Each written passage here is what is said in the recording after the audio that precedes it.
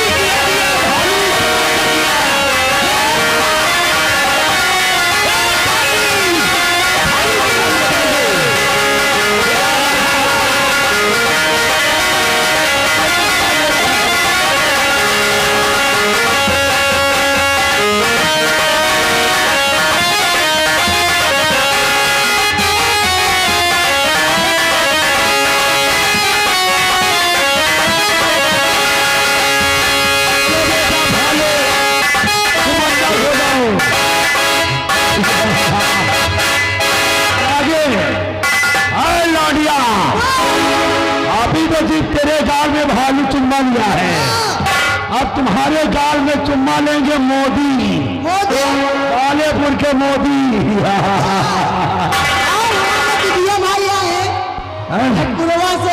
भाटपुरवा का दूधिया का नंबर नहीं लगेगा।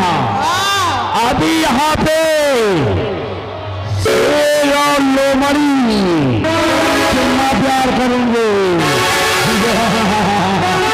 सारी रात चुम्मा ही प्यार देखोगे। और सुरेश मुंशी जी भाग कर जाना नहीं, मैं तुम्हारे घर में घुस जाऊंगा।